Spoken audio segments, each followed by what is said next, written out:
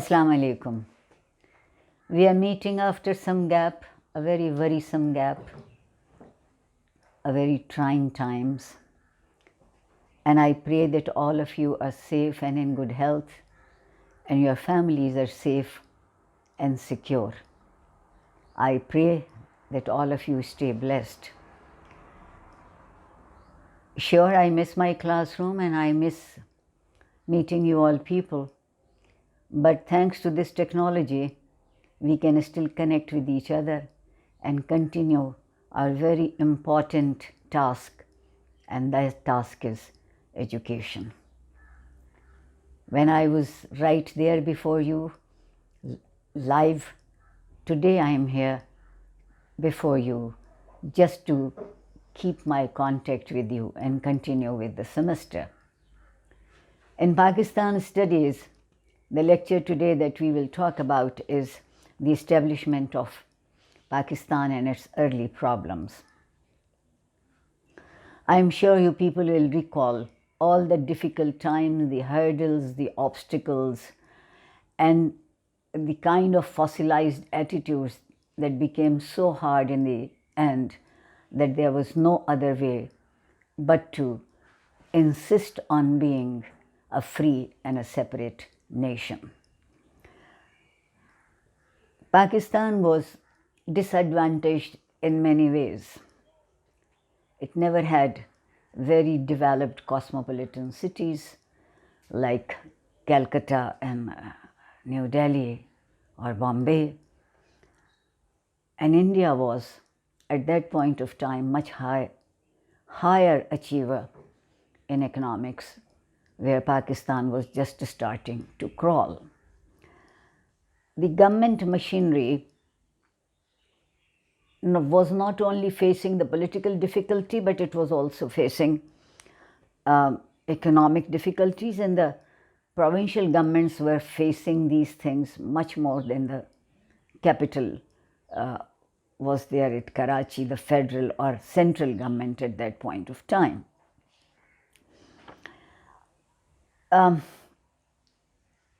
Sindh Muslim League began to function, and as opposition party, that was a one setback in the beginning. But that was the internal strife where it was felt that with some consultations, suggestions, by removing certain doubts, the life would become a lot easier. But the problem was that the assets were not divided equally or justifiably. India was not ready to give Pakistan its due share in finances, in military, and all other different things. It was Gandhi who came to rescue to Pakistan and insisted that Pakistan should get its due share, but the Rashtriya Sambhak, excuse me, this is difficult to pronounce, Rashtriya Swayamsevak Sangh, military Hindu organization, they were deadly against this separation, this partition, and then letting Pakistan to stand on its own feet. It has been known in history as the bloodiest migration for creating a state. The first thing that Pakistan really got more than its share was the population, because the migrant population added, and with weak economy it was difficult to meet two ends on comfortable level. The division of assets created a problem for Pakistan, but there were helpers too. Nawab of Junagadh, Nizam of Hyderabad, Nawab of Bhavalpur. These people came up with an unconditional help for Pakistan and offered whatever they could offer to do that. And it was in 30th January 1948, Gandhi was killed that he was supporting Pakistan. This is how human psyche goes. We make enemies easily and we make friends with lot of difficulty. Pakistan's crisis was to receive financial installments which were not coming easily, and then within Pakistan situations were getting graver and graver. Dr. Khan Sahab, the Congress ministry in NWFP, then now Khyber Pakhtunkhwa, they were not that much aligned to the idea of Pakistan, and he refused to salute the flag of Pakistan on August 14, and as a result the ministry was removed on August 22nd, 1947. Quaid-e-Azam was not keeping good health, but he tried all his best to put people together to understand that this country needs a very different, renewed thinking for building a nation. And he was there and went up to even East Pakistan, then now Bangladesh. And on 25th March 1948, when he told gazetted officers that the country would not be any longer ruled by bureaucracy and they should have nothing to do with the party politics. But you and I know that it got reversed very soon. And in Military Staff College at Quetta on 14 June 1948, he reminded the military of the oath which they were required to take, and that he read it out, and that was that they will be the people who will save and secure Pakistani borders. The death of Quaid-e-Azam in September 1948, it created not a void of a statesman, of a great leader, but it was a sense of uncertainty that prevailed. India attacked Hyderabad the next day, and the achievement of Pakistan was, as Quaid-e-Azam himself has said, was momentous, but Jinnah had rarely displayed emotion. But his followers did not have that strong will and the strong temperament. The Liaquat era after Jinnah, 1948 to 1951, this was not an easy, because Liaquat Ali Khan could be or would be a wonderful follower but not a real leader. And then the question of constitution, as Jinnah has stressed that should be the first task of the legislative assembly, it was not easy, and the objective resolution came in 1949, and that put a foundation of many differences, grievances, and a kind of dissatisfaction, especially to the Bengali citizens of Pakistan. The other thing was that Liaquat Ali Khan was giving precedence to Muslim League and forgetting other political parties, and that also created a sense of deprivation and agony. Kashmir problem was there because India was not forthright on the matter of Kashmir.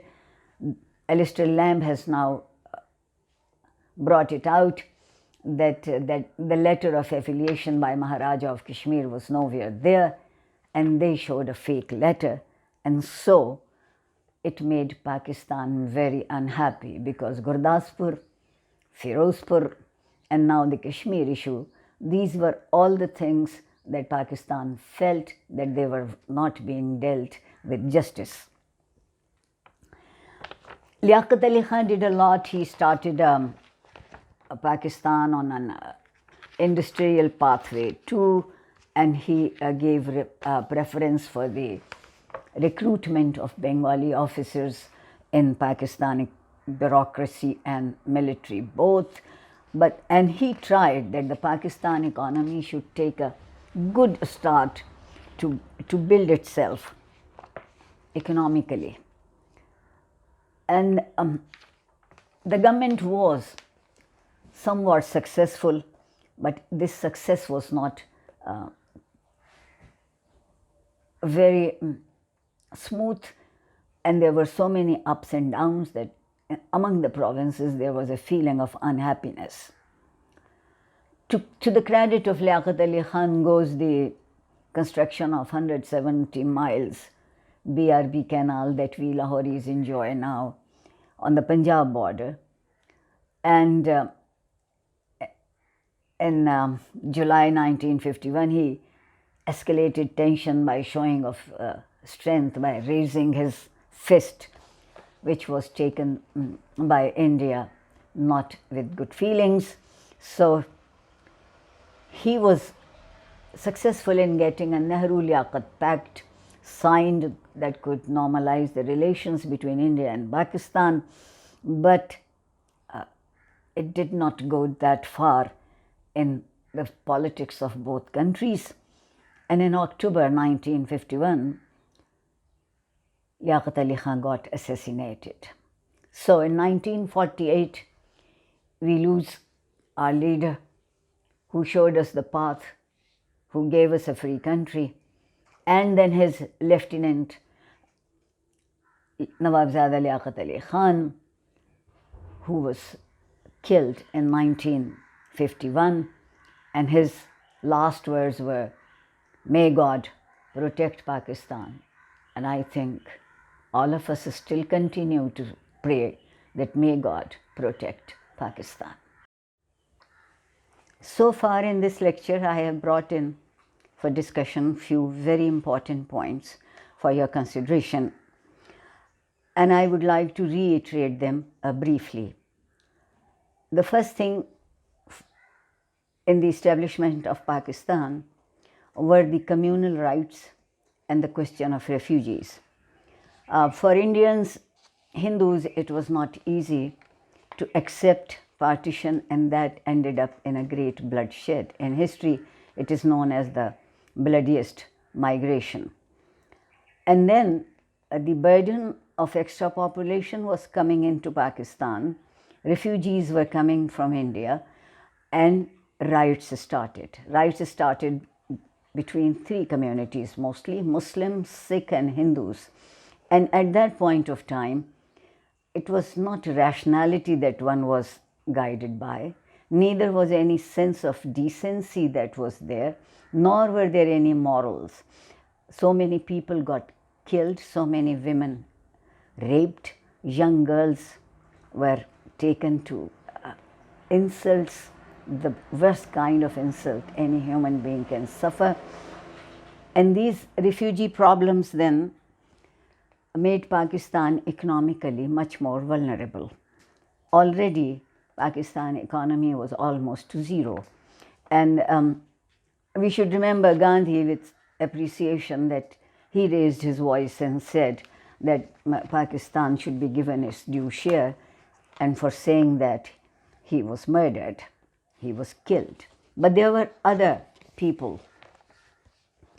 Nawab of Junagadh, Nizam of Hyderabad, Nawab of Bahawalpur, as I mentioned earlier, they offered whatever they had so to build up this new state, new government, and new nation. The best history of these circumstances is written by our fiction writers of both sides, India and Pakistan. And they are such heart-wrenching stories that they will never die. Because for a human being, nothing is more important than the honor and the dignity. And in the partition, both of these things were trampled under the feet. The division of assets, as I mentioned earlier, was not equitable. And you understand that without economy, you cannot run your life for 24 hours. And running a life of a nation without a solid, almost kind of flow, you cannot build a government, a state, and a nation.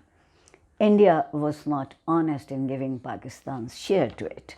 So this division of assets created more problems, and in these assets there were territorial assets and there were water assets also.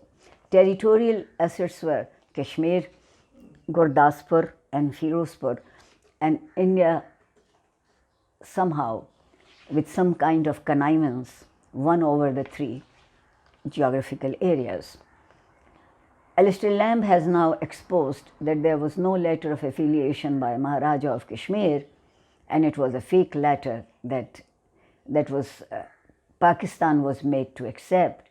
Gurdaspur was promised to be Pakistan, but because it was an all-weather entrance or access to Kashmir, it was taken away, and Firozpur was rich because of two rivers, Beas and Satluj, that today we really don't, the new generation may not be knowing the name of them. And then Pakistan was to pay installments for its debts that they have given when the Hindu and Muslims were together under the British rule. But there were people, as I said, and we must mention Habib Bank also for the thing that Jinnah could not have more time to build it. Liaquat Ali Khan came up after him, and he was not a real suitable person to lead. He was a good lieutenant to Muhammad Ali Jinnah, and he did his best. And then we should also remember that Jinnah emphasized the constitution, that the Muslims should have their constitution at the earliest. Liaquat Ali Khan took a step in this direction, and the objective resolution came up in March 1949, but this resolution did not bring the nation together. It created more chasm. There was a lot of differences of opinions. East Pakistan especially felt that their rights were trampled and they were not given due space that they needed in that. And then constitution in Kashmir were a problem in itself when Liaquat Ali Khan was killed in 1951, October 1951. I must end by saying two good things about Liaquat Ali Khan.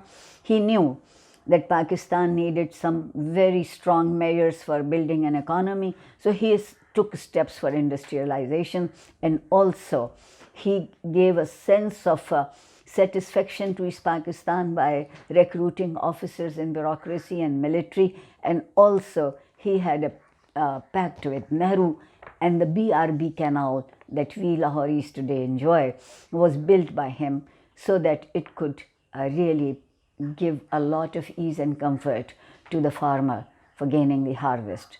Pakistan was and somewhat is an agricultural country, and our economy has been mostly agrarian. So this will go a long way to remember Liaquat Ali Khan.